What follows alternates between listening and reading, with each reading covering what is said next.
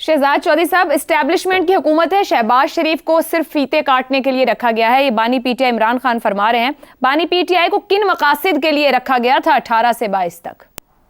अच्छा, मकासद को छोड़ेंगे, मुझे ये फैसला कर लें कि ये जो इस्टेब्लिशमेंट है ये सिर्फ फ़ौज है या इस्टेब्लिशमेंट जो है वो रियासती अशराफिया है। तो अगर तो फ़ौज है तो फिर फ़ौज का नाम लेके बात करनी चाहिए, और अगर रियासती अशराफिया तो मैं बड़ी हद तक इससे एग्री करूँगा कि वहाँ पर भी इस किस्म के दो सोचें पाई जा सकती हैं। मुझे ये नहीं पता कि पाई जाती हैं या नहीं, पाई जा सकती हैं, जिसकी बुनियाद पे एक कहानी घड़ी जा सकती है, एक नैरेटिव बनाया जा सकता है जो कि शायद बहुत से हिस्सों में काबिल कबूल हो। आपने कहा कि सियासी फ़ायदा, सियासी फ़ायदा यहाँ पर उसको होता है जो कि जिस तरीके से जैगम साहब ने कहा जो कि अपोजिशन में होता है, लेकिन सियासी फ़ायदा उसको भी होता है जो ताकत में बैठा हुआ है। मिसाल के तौर पे शहबाज शरीफ साहब को नहीं पता कि वो किस किस्म का सियासी कीमत अदा कर रहे हैं इस हुकूमत में इस वक्त बैठ के, और जिस किस्म के फैसले करने चाहिए या उनको करने की ज़रूरत पड़ रही है या वो जिस रास्ते पे चल रहे हैं उससे सियासी कैपिटल उनका बन रहा है या ख़राब हो रहा है। तो मेरा ख्याल है उसके बावजूद अगर ताकत के लिए बैठे हैं तो सब सियासतदान का, मैं सिर्फ पीटीआई वर्सेस पीएमएलएन की बात नहीं करता, सियासत का मकसद ही ताकत का हसूल है। क्यों है ये जाके ताकत का हसूल जो है, फिर ये आगे आप इसको इस्तेमाल कैसे करते हैं, इसके ऊपर सवालात उठाए जा सकते हैं, जो कि हमारा सही मक्ता नज़र होना चाहिए। जब हम किसी बहस में उलझते हैं तो बहस ये होनी चाहिए कि ताकत के जब ताकत मिल गई तो उसको इस्तेमाल कैसे किया, ये उसका इम्तिहान है, जिसको हम परफॉर्मेंस कह के छोड़ देते हैं। परफॉर्मेंस नहीं, यही मकसद है कि उस ताकत के साथ आपने करना क्या। जहाँ तक बानी पीटीआई का ताल्लुक है, उसकी गुफ्तगू का ताल्लुक है, बानी पीटीआई की कौन सी गुफ्तगू ने उसको आज तक कोई फ़ायदा पहुँचाया? यानी एक मूव होती है, उसकी काउंटर मूव फ़ौरन आ जाती है। 3 जगह पे उसको अगर मिलती है, जमानत मिलती है, तो अगले दिन उसकी जमानत कैंसिल भी हो जाती है 3-4 जगह के ऊपर। तो कहने का मतलब ये है, और इसके ऊपर राना सना को फॉलो करना, उनकी बातों को फॉलो करना सबसे ज़्यादा इंस्ट्रक्टिव है। वो बिल्कुल जो भी जिस जगह बैठते हैं वो बिल्कुल क्लियरली बात करते हैं कि इसमें क्या मुश्किल है कि रियासत कोई और मुकदमा डाल के उनको चाहे। तो रियासत का फैसला है इस वक्त, रियासती निज़ाम का फैसला है कि उसको जेल में, बानी पीटीआई को जेल में होना चाहिए, और जेल में पीटीआई में है, उसको उस वक्त तक रखा जाएगा जब तक उसको जेल में रखने की ज़रूरत है या जब तक मामलात या एनवायरनमेंट तब्दील नहीं होती। जहाँ तक आपकी बात आ गई कि असल में ये जो इनकी सियासी रेलेवेंस है वो क्या फ़ायदा हुआ है, एक तौर पे कि आज भी बानी पीटीआई जेल में होने के बावजूद, इतनी तोहमतें खाने के बावजूद आज सबसे ज़्यादा रेलिवेंट है सियासी तौर पर। यही बात हम नवाज शरीफ साहब के बारे में किया करते थे जब वो लंदन में थे, कि वो वहाँ पे हैं लेकिन उसके बावजूद देखिए कितने रेलिवेंट है कि हम उनकी वापसी के बारे में हम लिंक करके बैठे हैं कि पाकिस्तान की सियासत किस ढप पे जाएगी, इसका ताल्लुक नवाज शरीफ की वापसी से। और आज हम यही लिंक करके बैठे हैं कि बानी पीटीआई का क्या होगा, वो जेल से निकलेगा नहीं निकलेगा, उसको कितनी सहूलतें हैं, उसको क्या मिल रहा है, उसके कितने लोग उसके हक में हैं, कौन किस तरह बटा हुआ। तो मेरा ख्याल है यही गुफ्तगू पाकिस्तान की सियासी गुफ्तगू को असल में मरकूज करती है। हम यहीं पे फंस जाते हैं इन्हीं चीज़ों के ऊपर, शख्सियात के ऊपर।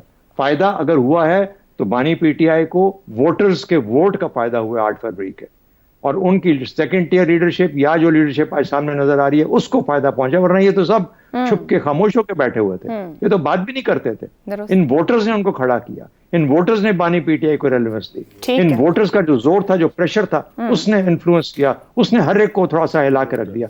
आज अदालत के अंदर स्पेस नजर आती है आपको, तो उसी 8 फरवरी के वोट की वजह से वो स्पेस नजर आती है। बिल्कुल ठीक। तो ये बटे होने की वजह से नहीं है, क्योंकि मुख्तलिफ नजरियात होंगे, मुख्तलिफ सोचें होंगी, मुख्तलिफ सोचें जब इजहार होगा तो वो लगेगा कि हम तकसीम है। ये किसने कहा था कि एक अदालत एक ही आवाज में बात करेगी? ये क्यों नहीं कहा जा सकता कि अदालत के अंदर मुख्तलिफ सोचें हो सकती हैं? तो मेरा अपना ख्याल ये है कि थोड़ा सा सब्र करना चाहिए। पाकिस्तान की सियासत इस वक्त जिन मुश्किल में फंसी है, जो ताकत में है वो समझता है वही सही है, और जो वो कहानी बनाएगा ऐसे रहेगी। अगर ये इलेक्शन कमीशन चाहते हैं, सही जमहूरियत चाहते हैं, सही इलेक्शन कमीशन चाहते हैं, तो सबको पता है कि इलेक्शन कमीशन को कैसे काम कर देना चाहिए, उसकी आज़ादी कैसे इंश्योर करानी है। दुरुस्त हो गया शहजाद साहब। लीडर रेलेवेंट रहता है क्योंकि वो अवाम में से आता है, इसलिए सवाल ये रखा कि जब जेल में होते हैं तो निज़ाम को सवालिया निशान बनाते हैं, और जब वजीर आजम होते हैं तो उस निज़ाम का दिफा करते हैं।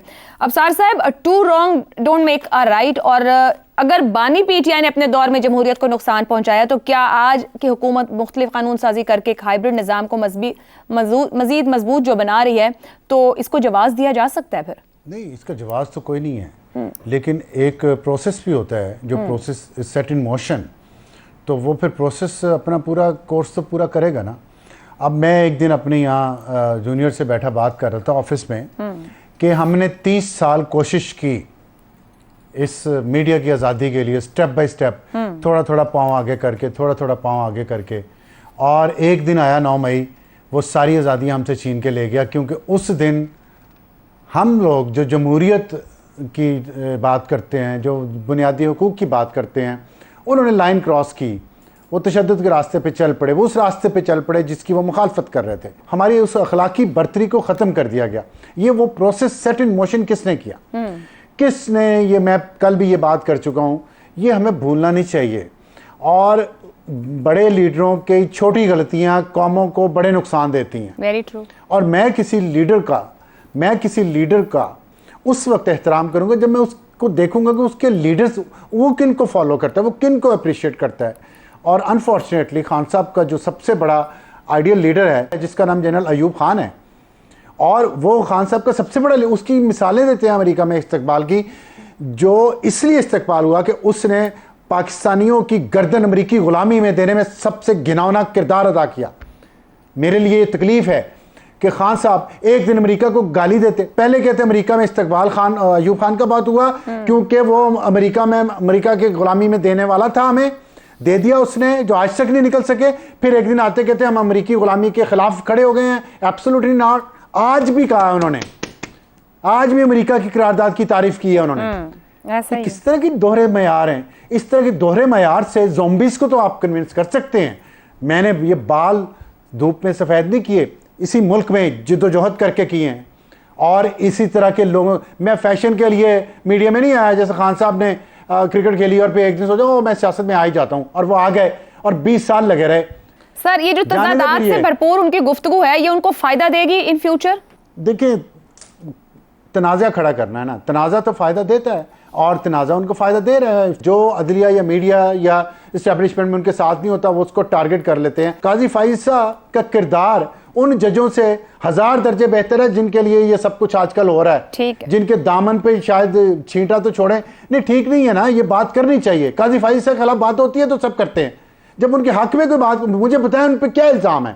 ان پہ یہ الزام تھا، انہوں نے اس کا دفاع کیا اور غلط تھا ان پہ لگایا گیا، پھر بھی انہوں نے ان کا دفاع کیا، اپنی جنگ جیتی. 7 سال سب آپ کے حساب سے اور آپ کے مطابق ہوگا تو یہ عادت ڈالی ہے، ان کو عادت ہے اپنے حق میں فیصلے لینے کی.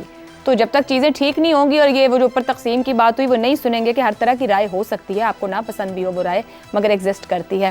فی الحال ایک بریک پر چلتے ہیں. بریک سے واپس آئیں گے تو بات کریں گے کہ فون ٹیپنگ کو قانونی کر دیا گیا ہے کہ غلط استعمال رک پائے گا اس بریک کے بعد. پروگرام میں ایک بار پھر خوش آمدید. وفاقی کابینہ نے قومی سلامتی کے مفاد میں کسی جرم کے خدشے کے پیش نظر حساس ادارے کے نامزد آفیسر یا ایک سے زیادہ آفیسرز کو کسی کال یا میسج کو ٹریس کرنے کا اختیار دینے کی منظوری دے دی ہے.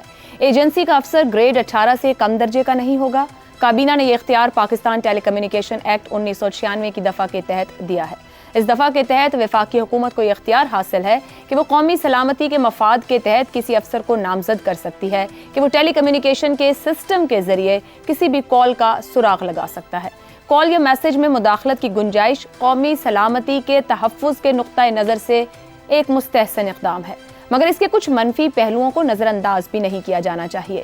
قانون میں اس کی وضاحت کر دینی چاہیے تاکہ حکومت کا ایک اچھا اقدام متنازع بن کر سیاست کی نظر نہ ہو جائے. کال یا میسج میں مداخلت صرف دہشت گردوں یا قومی مفاد کے خلاف سرگرم عناصر کے متعلق ہو تو کسی کو کوئی اعتراض نہیں ہونا چاہیے، مگر عموماً دیکھا گیا ہے کہ قانون کی منشا کے خلاف انہیں غیر متعلقہ اور عام شہریوں کو ہراساں کرنے کے لیے بھی استعمال کیا جاتا ہے، جو بنیادی شہری حقوق کی صریح خلاف ورزی ہے. قوانین معاشرتی اصلاح کے لیے بنائے جاتے ہیں، مگر یہ بھی ایک حقیقت ہے کہ انہیں مداخلت بیجا، کرپشن اور کسی کی ذاتی انا کی تسکین کے لیے بھی استعمال کرنے کی مثالیں موجود ہیں، جس سے ملک میں بے چینی، عدم تحفظ اور بے یقینی کے ماحول کو فروغ ملتا ہے. پاکستان میں کال ٹیپنگ ہمیشہ سے مسئلہ رہا ہے. شاید ہی کوئی ایسا دور حکومت ہو جس میں کال ٹیپنگ نہ کی جاتی ہو. ماضی اور حال کے کئی سیاستدانوں کی کالز لیک ہوئی ہیں. ظاہر ہے ان کالز کو کسی نہ کسی سطح پر کوئی نہ کوئی ریکارڈ کر رہا ہوگا. آج پی ٹی آئی اس فیصلے پر تنقید کر رہی ہے، مگر بانی پی ٹی آئی اپنے دور میں کال ٹریسنگ کو باقاعدہ جسٹیفائی کر چکے ہیں. ایسے میں یہ سوال ہے کہ اب فون ٹریسنگ کا اختیار باقاعدہ ایک حساس ادارے کو دینے سے غیر قانونی کال ٹریسنگ اور ٹیپنگ کا سلسلہ کیا ختم ہو پائے گا، اور سب سے بڑھ کر کیا اس قانون کا قومی سلامتی کے تقاضوں کے تحت ہی استعمال کیا جائے گا؟